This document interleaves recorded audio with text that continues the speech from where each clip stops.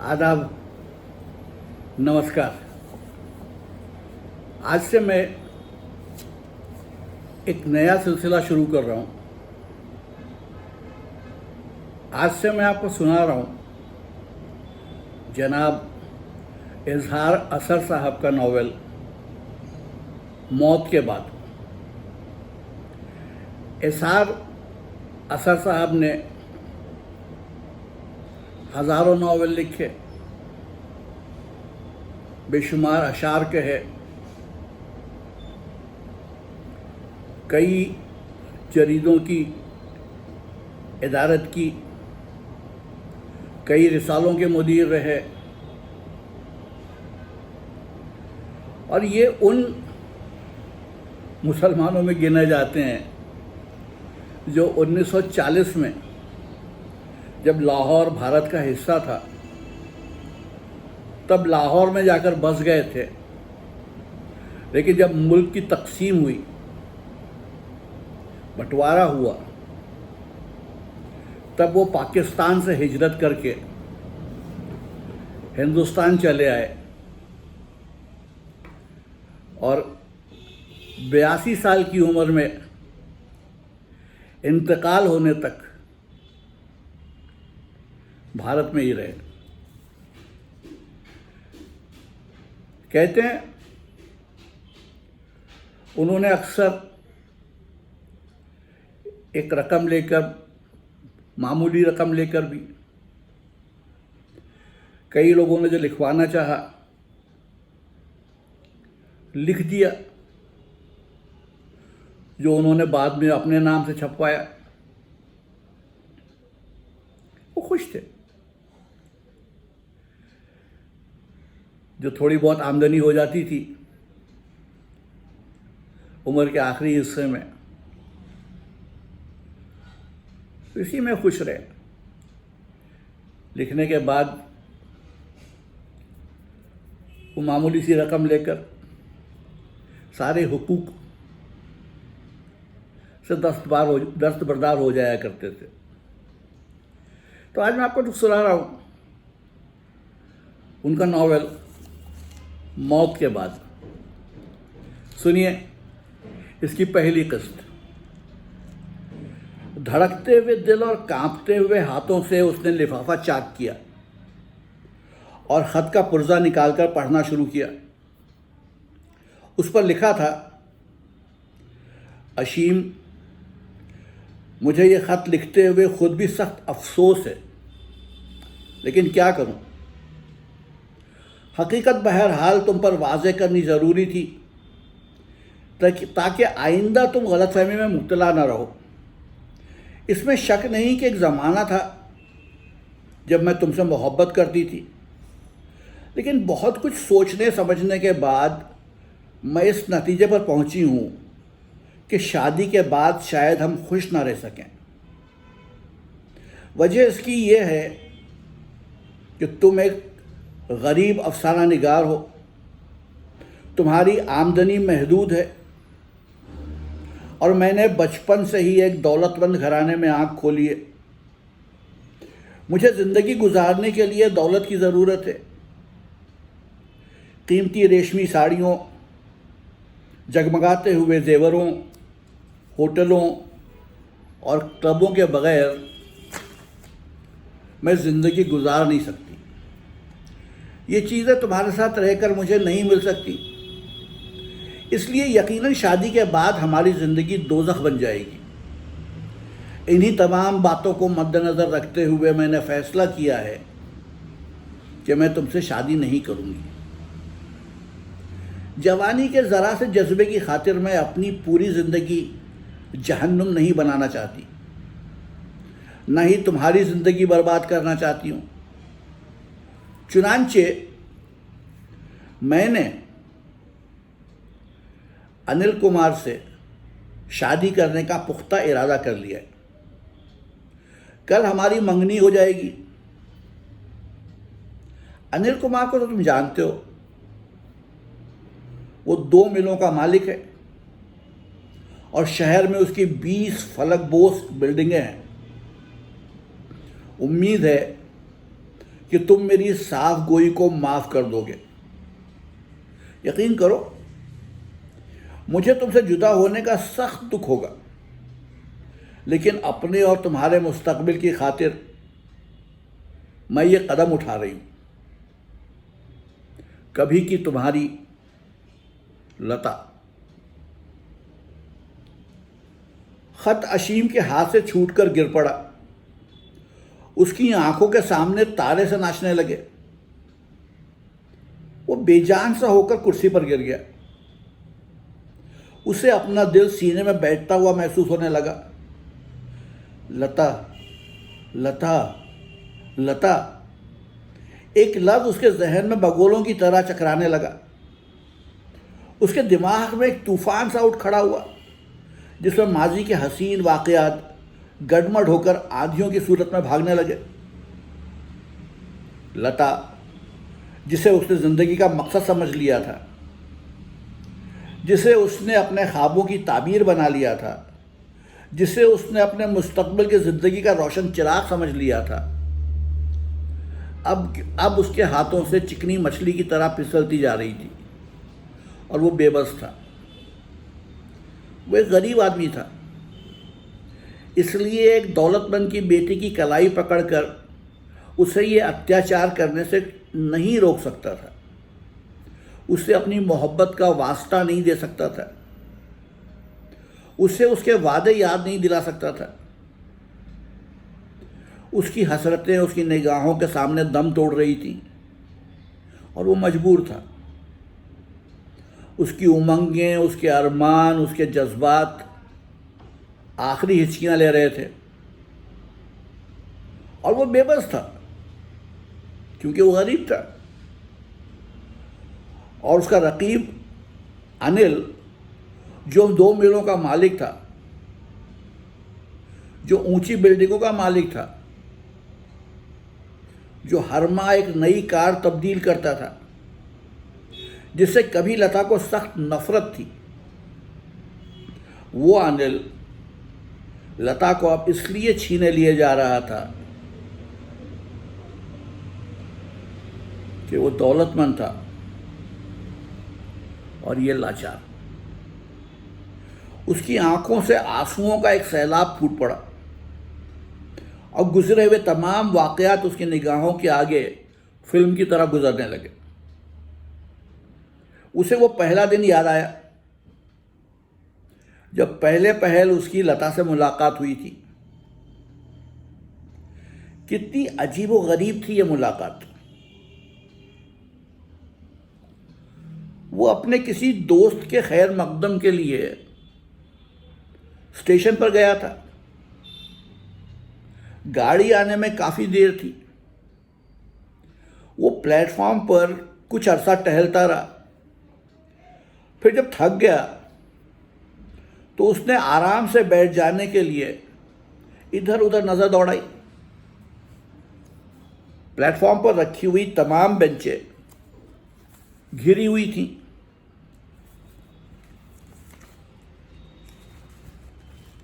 सिर्फ एक बेंच ऐसी थी जिस पर एक लड़की बैठी हुई किसी किताब के मुताले में मसरूफ़ थी। अशीम उसके करीब गया और निहायत मुहज़्ज़ब लहजे में बोला, अगर आपको नागवार न गुजरे तो क्या मैं इस बेंच पर बैठ सकता हूँ? लड़की ने अपनी निगाहें किताब से हटाकर उसकी जानिब देखा, सर से पैर तक उस पर नज़र डाली और मुस्कुराकर बेंच के कोने में सिमटते हुए कहा, जी हाँ, ज़रूर तशरीफ़ रखिए।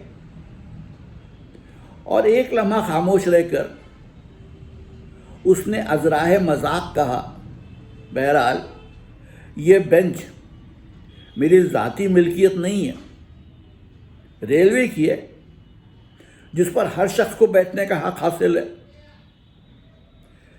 मैं टहलते टहलते थक गया था।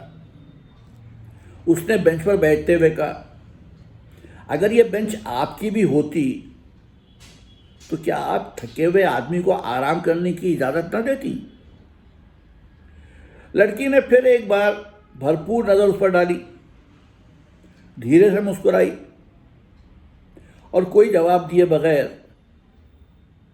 किताब पढ़ने में मशगूल हो गई। अशीम बेंच के तकिए से कमर लगाकर आराम से बैठ गया और अपने नए नॉवेल के प्लॉट पर गौर करने लगा।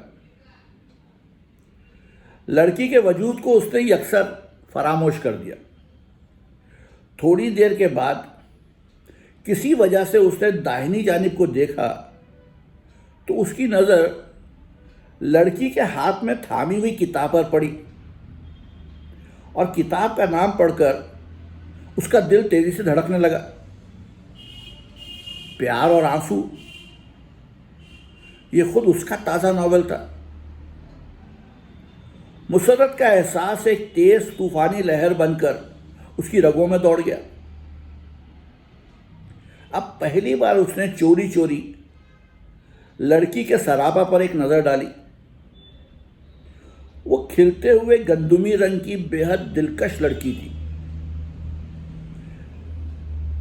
बड़ी बड़ी आंखें जिन पर लांबी लांबी पलकें सरपोश की तरह पड़ी हुई थी, कुशादा और शफाफ पेशानी, पतली सुतवा नाक, ख़ास तौर पर बारीक होंठों का खम तो इस कदर दिलफरेब था कि महसूस होता था फितरत ने कौज़े क़ज़ा की सारी खूबसूरती उनमें समो दी है। छोटा सा कद था और गुदास जिस्म, लांबे रेशमी बाल सांपों की तरह खम खाए हुए दोनों शानों पर पड़े हुए थे। उसकी प्यासी निगाहें लड़की के दिलफरेब चेहरे पर चिपक कर रह गई। गालिबन थोड़ी देर बाद ही लड़की को भी उसकी तेज निगाहों का एहसास हो गया। उसने किताब पर से नज़र उठाकर उसकी जानिब देखा।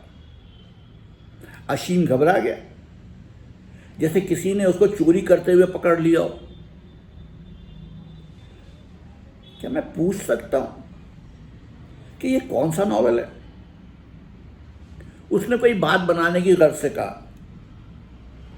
प्यार और आंसू, लड़की ने मुस्कुराकर जवाब दिया। हिंदुस्तान के मशहूर नॉवेल निगार अशीम कुमार का नया नॉवेल। क्या आपको इस मुसन्निफ के नॉवेल पसंद आते हैं? उसने मुस्कुराकर पूछा। जी हाँ, बहुत ज़्यादा, लड़की ने जवाब दिया। क्या आपको पसंद नहीं? बिल्कुल नहीं, उसने जल्दी से कहा। निहायत निकम्मा मुसन्निफ है।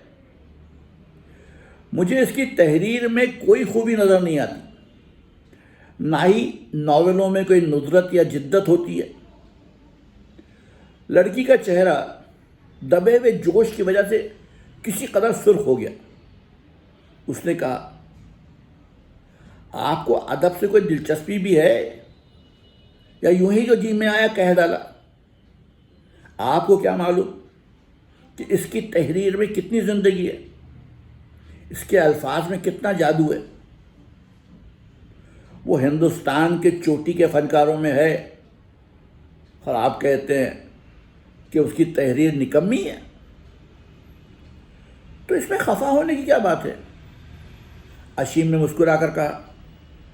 यह तो अपनी अपनी पसंद है। आप अशीम को पसंद करती हैं और मैं पसंद नहीं करता। अब आप इसी नॉवेल प्यार और आंसू को ले लें। यकीन कीजिए, मैं तो आधा नॉवेल पढ़कर ही उकता गया और किताब फेंक कर उठ खड़ा हुआ। ऐसा बेकैफ प्लॉट है और ऐसा घटिया दर्जे का अंदाज़े तहरीर, बस रहने दीजिए। आप वो सचमुच गुस्से में आ गई और झल्ला कर बोली, आप अपने ख्यालात अपने तक ही महदूद रखिए। मैं अपने महबूब मुसन्निफ के बारे में ऐसे अहमकाना अल्फाज सुनने के लिए तैयार नहीं हूँ। ये कहकर उसने एक तेज़ छछलती हुई नज़र उस पर डाली और फिर किताब पढ़ने में मशगूल हो गई। मुसर्रत और इंबसात के मारे अशीम के रोम रोम में नशा सा लहरा गया। फखर से उसका सीना फूल गया। उसके नावलों की सैकड़ों बार तारीफें की गई थीं। एडिटर और पब्लिशर्स उसकी हर नई तहरीर को सर चढ़ाकर कबूल करते थे। दोस्तों के हल्के में हमेशा उसकी तसनीफ़ों को इज्जत की नज़र से देखा जाता था, लेकिन उसे कभी अपनी तारीफ सुनकर इस कदर मुसर्रत और खुशी का एहसास ना हुआ था जितना आज उस लड़की की ज़बान से चंद अल्फाज सुनकर। कितनी हसीन है, उसने अपने दिल में सोचा। मेरी ज़िंदगी भी सूनी है। मुझे अपनी खुश्क ज़िंदगी में बाहर लाने के लिए भी ऐसी ही एक मुस्कुराती हुई लड़की की ज़रूरत है। काश ये मेरी बन सके। चंद लम्हों में ही उसने तसव्वुर में सैकड़ों ख्वाब बुन डाले, सैकड़ों रंगमहल तामीर कर डाले। वो बेंच के तकिए पर सर रख कर आंखें बंद करके बैठ गया और तसव्वुर को बिल्कुल आज़ाद छोड़ दिया। लाल, नीले, पीले, हरे, गुलाबी, सुनहरे, गर्ज सैकड़ों शोख और भड़कदार रंग उसके जहन में तड़पने लगे। लेकिन उसने देखा कि हर रंग में एक इंसानी चेहरा जगमगा रहा था, और वो चेहरा उसके करीब बैठी हुई नामालूम लड़की का था। हेलो अशीम, एक मर्दाना आवाज़ उसे चौंका दिया। उसने फौरन आंखें खोल दी। देखा तो सामने उसका एक पब्लिशर दोस्त चला आ रहा था। नौवालिद शख्स के मुंह से अशीम का लफ्ज़ सुनकर लड़की भी बड़े ज़ोर से चौंकी और हैरत से कभी उस आदमी की जानिब और कभी अशीम की जानिब देखने लगी। हेलो फिरोज़, कैसे हो? कहो, अशीम ने बेंच से खड़े होते हुए कहा। फिरोज़ ने आगे बढ़कर उससे हाथ मिलाया और कहा, कहो, स्टेशन पर कैसे बैठे हो? क्या सफ़र का इरादा है? नहीं नहीं, एक दोस्त आ रहा है, मैं उसे लेने आया हूँ। गाड़ी लेट थी, इसलिए मैंने सोचा ज़रा आराम ही कर लूँ। मैं समझा शायद किसी नए नावल के प्लॉट तलाश करने आयो। फिरोज़ ने एक ज़ोरदार कहकहा लगाते हुए कहा, और फिरोज़ के मुंह से यह फ़िक्रा सुनकर लड़की की आंखें हैरत और मुसर्रत के मिले जुले जज्बात से फटी रह गईं। नावल के प्लॉट तो ज़िंदगी में कदम कदम पर बिखरे हुए होते हैं, अशीम ने जवाब दिया। उनके लिए स्टेशन पर तलाश करने की ज़रूरत नहीं होती। बहरहाल ये बताओ कि तुम अपना अगला नावल मुझे दे रहे हो या नहीं? मैंने तुमसे प्यार और आंसू के लिए भी कहा था कि मुझे दे दो, लेकिन तुमने रूप वालों को दे दिया। मैं मजबूर था फिरोज़, अशीम ने जवाब दिया। मैं उनसे पेशतर वादा कर चुका था, इसलिए उनको देना पड़ा। तो इस मर्तबा मुझसे वादा करो कि अपना अगला नावल मुझे दोगे। हाँ हाँ, इस मर्तबा मैं तुमसे वादा करता हूँ कि अपना अगला नावल तुम्हें ज़रूर दूंगा। बहुत बहुत शुक्रिया। फिरोज़ ने पुरजोश अंदाज में उसका हाथ दबाते हुए कहा, और फिर बेंच पर बैठी हुई लड़की पर एक नज़र डालकर मुस्कुराते हुए इशारों ही इशारों में अशीम से पूछा, आपकी तारीफ? अफसोस, मुझे खुद मालूम नहीं, अशीम ने जवाब दिया। क्यों मुझे बना रहे हो? फिरोज़ ने दबे लहजे में कहा। तुम्हारे पहलू में बैठी है, तुम्हारा नावल पढ़ रही है, और तुम्हें नहीं मालूम? वाकई तुम मेरा एतबार करो, मैं मोहतरमा के नाम तक से वाकिफ़ नहीं हूँ। स्टेशन पर एक बेंच पर बैठना इस बात का सबूत तो नहीं कि वो मेरा साथी है। लेकिन इस सूरत में जबकि वो तुम्हारा, फिरोज ने मुस्कुराते हुए कहा, लेकिन अशीम ने फौरन उसकी बात काट दी। यह इत्तेफाक ही कहा जा सकता है, इससे ज़्यादा कुछ नहीं। बहरहाल फिरोज ने शानों को हरकत देते हुए उसी तरह की दबी हुई आवाज़ में कहा, अगर यह मोहतरमा तुम्हारे साथ नहीं है तो कोशिश करो कि तुम्हारे साथ हो जाए, बल्कि ज़िंदगी भर की साथी बना लो। और अगर तुम्हारे साथ हैं तो मेरी तरफ से मुबारकबाद कबूल करो। अच्छा, अब मैं चलता हूँ, मुझे भी दूसरे प्लेटफॉर्म पर एक दोस्त की तलाश है। फिर मिलेंगे तो मुफस्सल गुफ्तगू होगी। बहुत अच्छा। फिरोज उससे रुखसत होकर तेज चलता हुआ दूसरे प्लेटफॉर्म पर जाने वाले जीने पर चढ़ गया और अशीम दोबारा बेंच पर बैठ गया। लड़की अब तक खामोशी से किताब पर निगाहें जमाए बैठी थी, लेकिन उसे कान अशीम और फिरोज की गुफ्तगू पर लगे हुए थे। अशीम के तना रह जाने पर उसने तीखी नज़रों से उसकी तरफ देखा और फिर सामने एक बोर्ड पर नज़र जमाते हुए बोली, तो आपको अशीम कुमार की तहरीर बिल्कुल पसंद नहीं, क्योंकि वो निकम्मी होती है। जी हाँ, बिल्कुल पसंद नहीं, अशीम ने मुस्कुराते हुए जल्दी से कहा। लड़की ने अपना चेहरा उसकी जानिब घुमाया तो अशीम ने देखा कि उसकी आंखों में मुसर्रत और शोखी नाच रही थी और उसका चेहरा दिली जोश की वजह से सुर्ख हो रहा था। दोनों की निगाहें मिली और वो कुछ देर के लिए स्टेशन के हंगामों को भूलकर एक दूसरे में गुम हो गए। चंद लम्हों के बाद अशीम ने पूछा, क्या मैं आपका नाम पूछ सकता हूं? लता। लड़की ने उसके चेहरे पर निगाहें जमाए हुए जवाब दिया, लता कुमारी। अशीम ने ज़रा ड्रामेटिक अंदाज में कहा, कितना खूबसूरत नाम है, मैं अगले नावल की हीरोइन का नाम ज़रूर लता ही रखूँगा।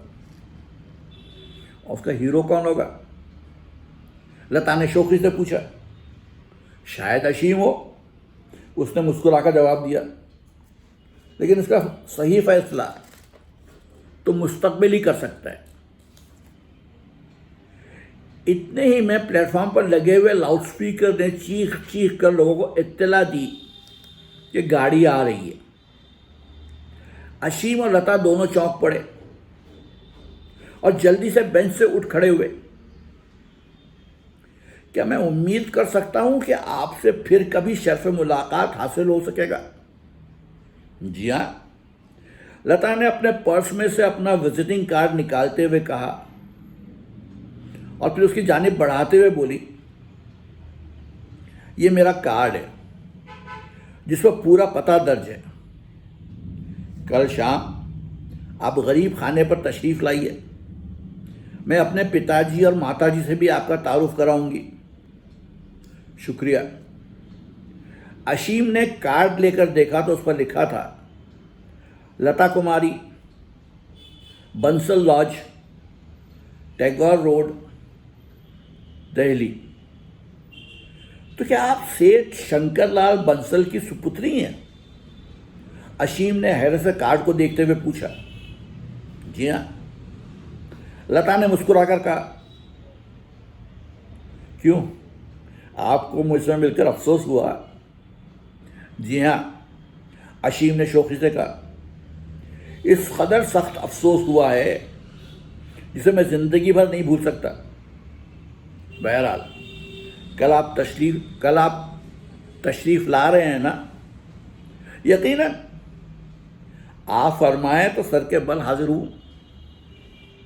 नहीं, फ़िलहाल सर के बल ना आइए, जूते आजकल कुछ इतने महंगे नहीं हैं कि उनकी बचत की जाए। हाँ सुनिए, शाम की चाय आपको गरीब खाने पर ही पीनी होगी। तकलीफ़ और तकल्लुफ़ दोनों के लिए पेशगी शुक्रिया। ऐन उसी वक्त ट्रेन दंदनाती हुई प्लेटफॉर्म में दाखिल हुई और वो दोनों रुखसती मुसाफा करके अपने अपने दोस्तों की तलाश में गाड़ी की जानिब दौड़ पड़े। तो ये थी नॉवेल मौत के बाद की पहली किस्त। कल फिर आऊँगा, आपको इसकी दूसरी किस्त सुनाऊँगा। तब तक के लिए इजाज़त दीजिए। आदाब।